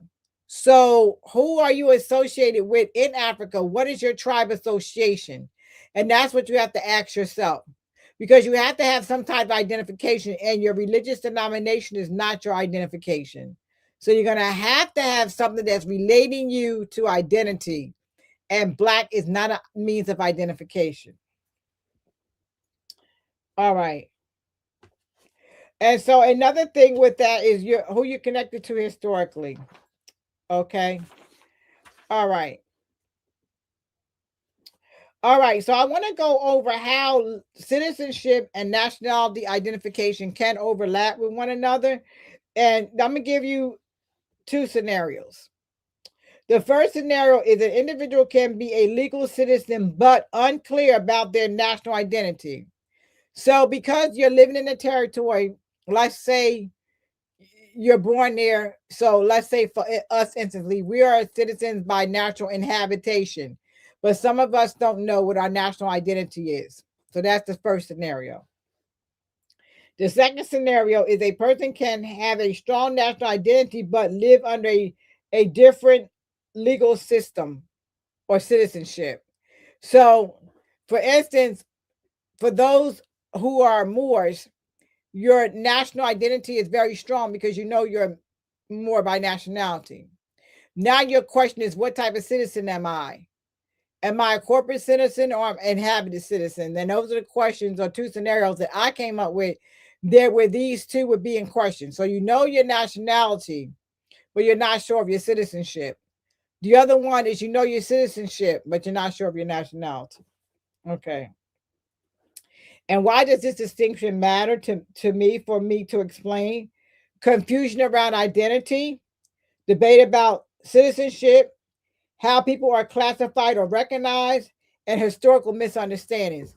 And when I'm talking about that historical misunderstandings, I spoke earlier about the people that they mislabeled Indians. They know good and well that that's a misclassification of identification. They know it, but they're not willing to change it. Just like they know that Columbus never discovered no America, but they still want to celebrate Columbus Day. You see, when you create a lie, and me and my son Shanti was talking about this, even like the lie about Christ Mass, the Christmas that they call it. When you create a lie and you have the whole world just about or wrapped up in your lie, there's no way you want to tell the truth, because once you do, you will lose everything. And they're not willing to do that. And I'll give you an example. A associate of mine was saying that one time they was doing a ministry. And, they was believed in a ministry until they found out the truth about who they were. When they found out the truth about who they were and they came to tell a ministry about it, they lost their whole congregation. Because the ministry was based on the lie, and the lie that kept going over and over again, and they were comfortable with the lie. So people will get comfortable with that lie. They will pay for that lie. They will tell the truth. They will kill you to protect that lie. And that's what happens to a lot of our leaders, like El Malik El-Shabazz. When he found out the truth about nationality and birthrights and he started talking on those terms, it was like he got to go. He got to go. So that's what happens when, and they killed our leaders off like nothing then. And they probably still don't worry about killing our leaders off now. It's just today they feel like that they have people in a chokehold where they feel like they do not have to literally do that now. They feel like that we got each other in a chokehold. And so they don't really need to kill our leaders off right now because they feel like most of the leaders are not going to be believable. But anybody they feel like is a threat, they try to take you down. I remember when we had to put out a 3-point notice. Was it 3-point notice? I think that's what it was called. I have so many documents that I created. But anyway, the reason why it was is because they had put out a whole FBI report, a whole thing about the Moorish nation. And you could probably pull it up on your website about we were radical black movement and all these things. They tried to make the Moorish nation, we were these radical black people and, misleading the people and all that. Of course, they did that. They do that to organizations that are making sense. But we had to wind up. So Sheikh, at the time, Sheikh Dawood, myself, who was acting as the secretary at that time, the secretary of our territory at the time, we all got together, him, myself, and I believe Sister BJL played a role in it, and her husband, Brother Ishmael. We got together and we put out the notice to disclaim what they were saying about the Moorish nation. And we literally had to mail that off to all the governors and mayors and people in political offices and even the so-called policy enforcers here. And we had to put that out where they would stop pulling us over and calling us sovereign citizens and trying to put us on the sovereign citizen degree because we know that nations can be sovereign, but people are not. So in other words, if this United of the States is considered a sovereign territory, so that territory can be sovereign, but individuals belong to nations and tribes. And so that's why sovereign does not fit into the individual. And so, but anyway, so that's what they were doing. So that's when we have to come together and take a stand. We had to stand against them because they put out a lie and a lie that people were believing it. So people were coming and questioning me, oh, Prime Minister, they're saying that this is a radical government, that you all are fake and false and not real and all these things. And we have to look at historical information. Any people that have come to uplift us and bring us back into the right frame of mind are all considered radical to this government. We're always considered as lying and not telling the truth. So they're telling the truth and we're not. We have to think about that. So they're literally telling the truth and we're not telling the truth. What's up with that? What's up with that whole mind frame? And a lot of us thinking that too, because if it comes from them, it's right. If it comes from us, it's wrong. We have to change that mindset. We truly have to change that mindset. The Europeans are not going to help you. Now, the prophet said, someone asked me, well, what did the prophet mean by the Europeans and other nations are helping us?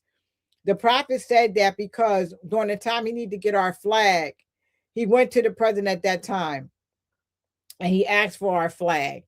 And they told him, they allowed him to get it because they didn't make a difference. They thought they had our minds to the point where waking us up was not even an option. So the prophet got that. So he got that and he got permission to go ahead and not say, oh, he didn't need permission. Well, the prophet got that permission because he was trying to keep peace. He was trying to be able to wake us up without having a whole lot of confusion. Because we are all basically we're assimilated into another man's world and government and in a church, and we was all Jesus in it and Christianity and believing that we should be mistreated, believing that we should be second-class citizens, believing we didn't have any rights, and we were believing all that until the prophet came and changed that. He came and changed that. So now that we do not have to live underneath those things that delude to slavery, even though some of us still want to, you do not have to. Okay. All right. So what I wanted to also just to kind of wrap some of this up. So the distinction of why this matters, it matters because when we talk about the prophet, if you read, and please read it again, the divine warning by the prophet lets us know because of misunderstanding We're still being misclassified. So what do we have to do historically? We have to change the narrative historically. We have to tell our own stories. We have to write our own stories. We have to do our own research, our own investigation, because this Supreme Court decision, whether you believe it or not, is going to affect all of us. And with these people trying to change, and I'm telling you, the way that they were challenging this Wong woman, they was challenging her, trying to make, she was standing on her, I have to give it to her, she was standing on her toes. She was batting them back to back to back on, knowing, and that's the wonders of knowing the Constitution and knowing what it meant about the 14th Amendment and the right to citizenship in the 14th Amendment. She was able to go toe to toe with all those judges. Ketanji Brown, she went toe to toe. Clarence. He was, I think that he's in self-denial of who he even is. But the question is, he was trying to ask like he wants this. And the funny thing is, he wants it to be passed. So from what I learned about his heritage, his family are from over in the island somewhere. And so he came here as an immigrant, supposedly. So now, is it in his mind frame? Is he thinking, well, you are on the bench, right? That they won't deport you to? Because there's no exceptions to what status that you have other than diplomatic immunity. There's no exceptions. So if you don't have diplomatic immunity and they're coming after you, he doesn't have that. So that means that you got to go too. And so what I want to say is that I think that people just do not understand the magnificence of this whole decision. They do not understand how it will affect them. And a lot of Moors are going around with their mind thinking that, oh, it doesn't affect me. I'm a Moor, I'm nationalized. Let me ask you, before you became nationalized, who were you? Before you took on your nationality and identification, who were you? And are they recognizing who you are?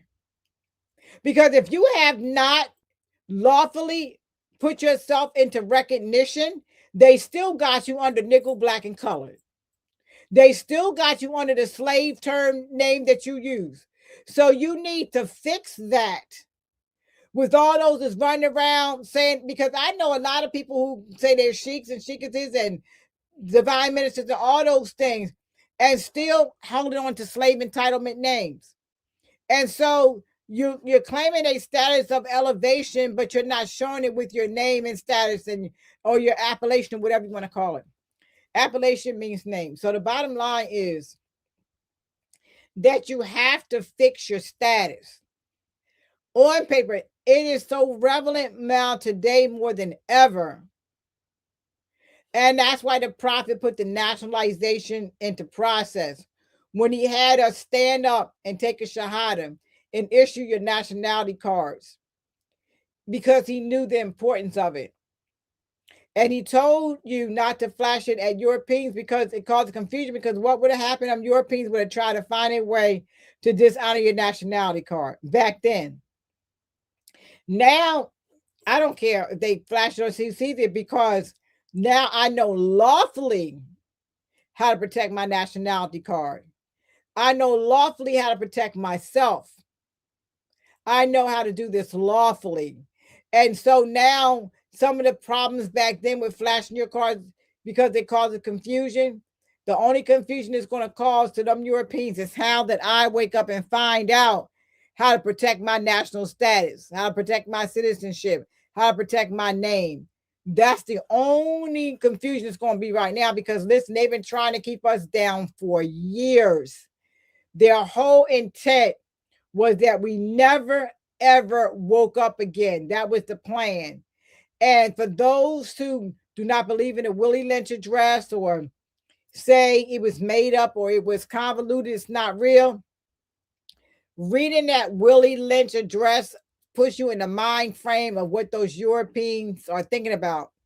And then there's another letter called the American letter, if you all have not seen or heard that one. Again, if you're interested in copies of it, realmorstalk@yahoo.com. I can send you a copy of that. In that letter, they're thanking us for buying their Nike jeans and their Jordache clothes and all of that stuff and spending, being the highest. We spend more revenue in the industry than anyone else. We spend on clothing and sneakers and all of that, not supporting us. We're spending it making the Europeans richer and richer instead of using that economic power back into ourselves.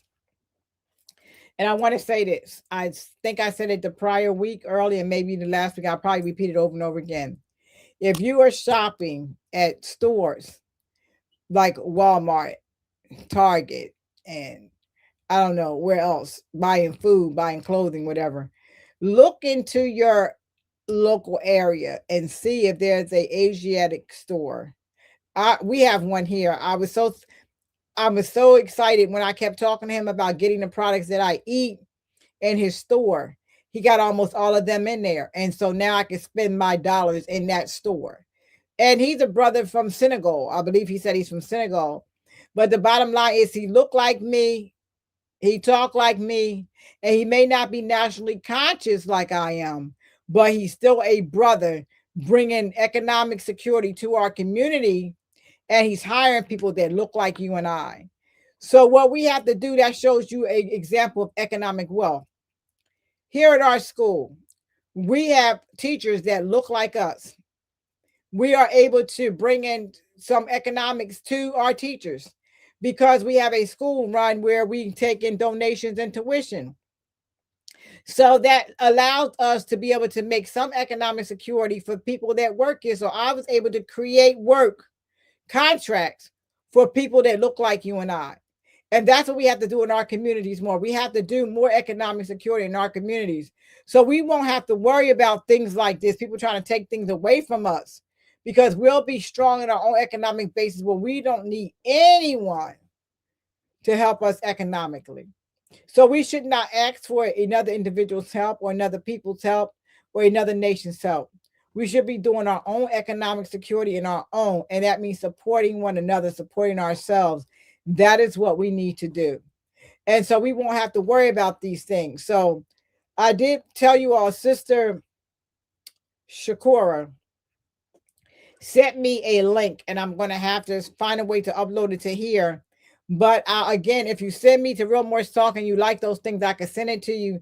Where there's a whole Asiatic community that sells vegetables. You can order them online because I believe they're like in California or something like that. But you can literally shop there and order your vegetables and things like that online.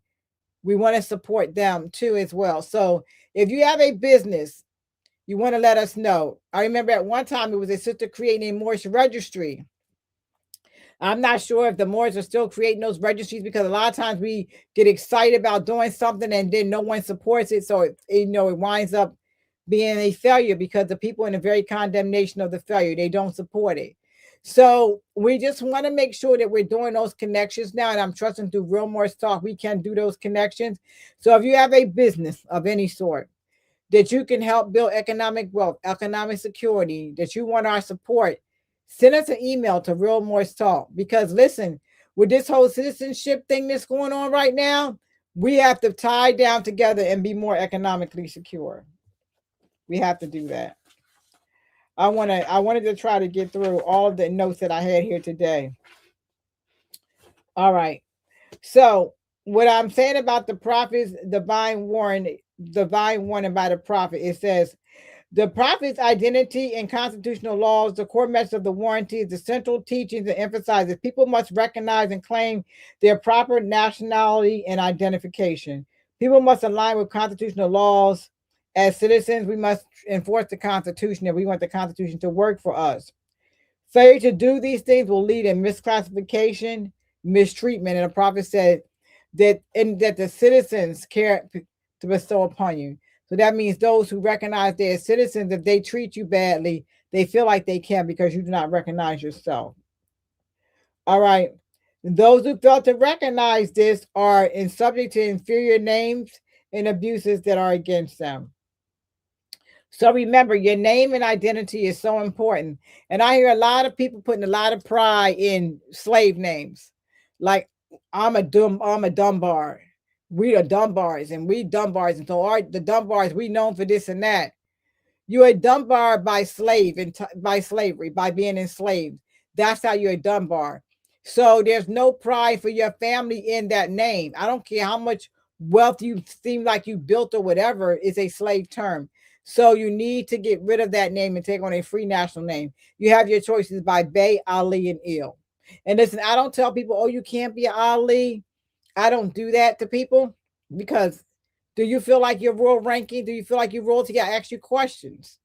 And if you feel like that is who you are by, by identification, if you feel like you're a warrior, a bay, or ill, a lawmaker, these are things that now we can identify and name ourselves. We don't need anyone else to choose a name for us. Unless you ask me to.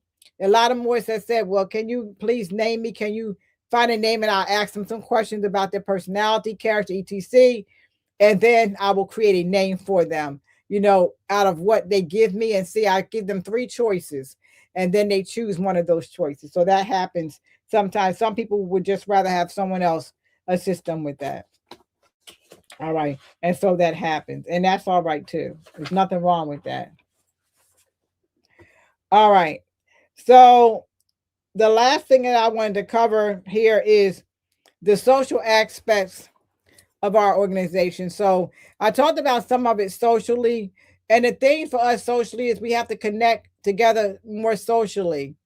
I think when we connect socially, we'll want to connect more economically with one another. And I think that that's part of the things that we need to make sure we're doing with each other.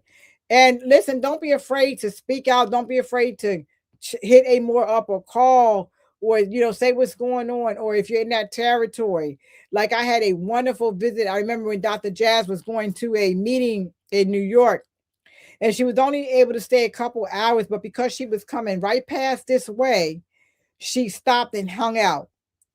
And that's the beauty of it. So if you're in another territory and I'll tell you what I did really quickly. When I first came to this territory, moving from New Jersey, the first thing I did was look up Moors.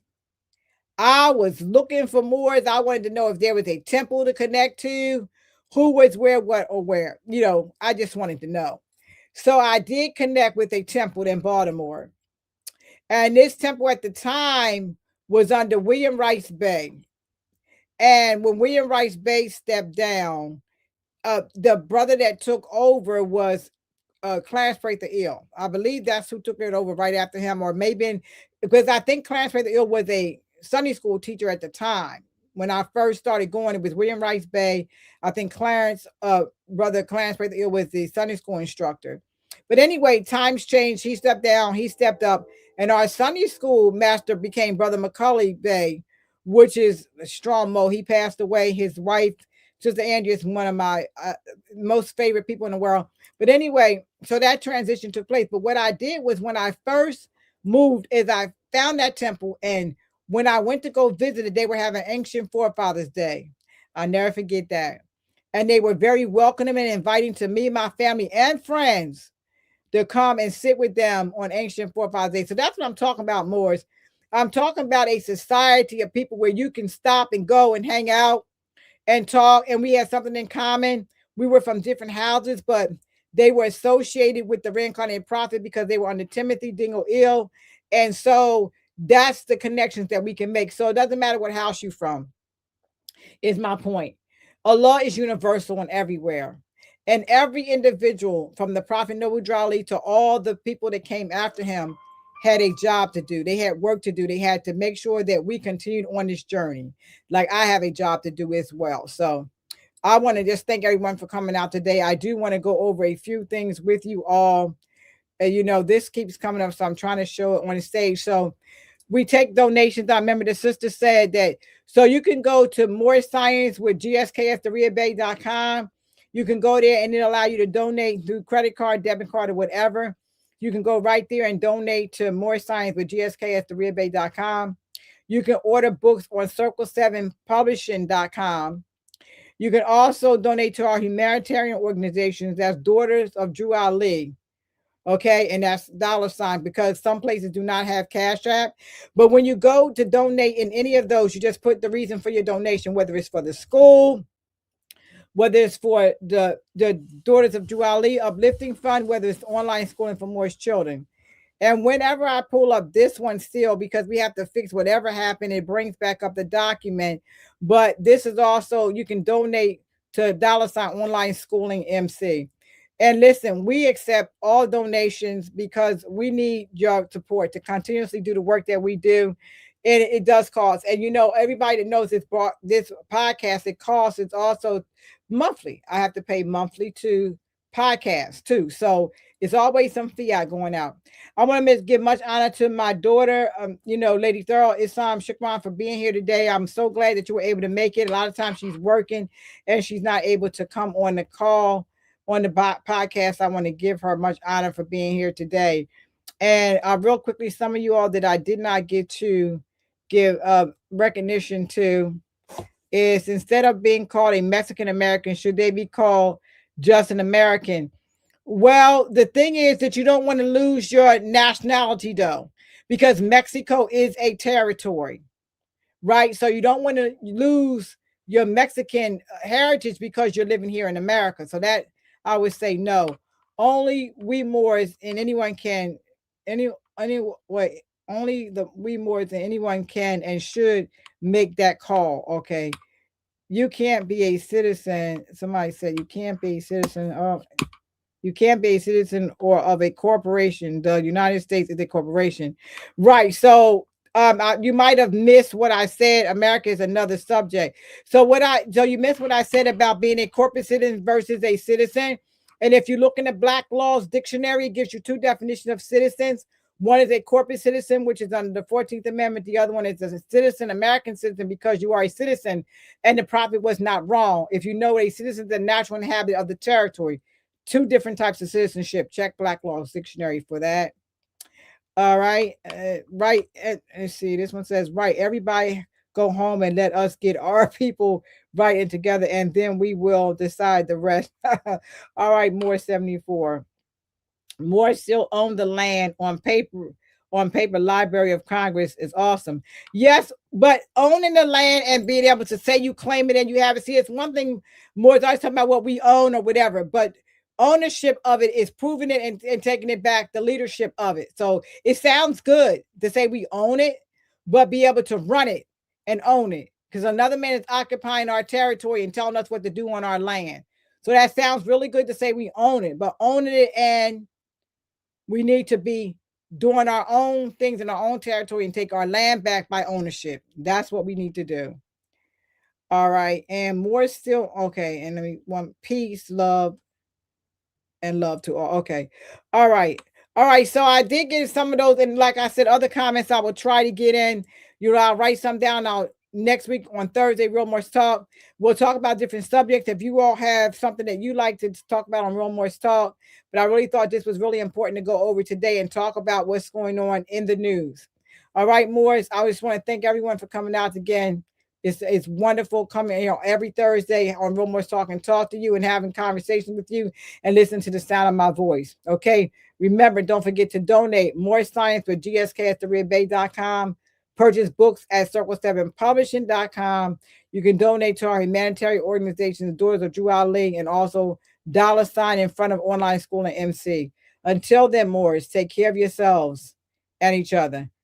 You've been on Real Morris Talk.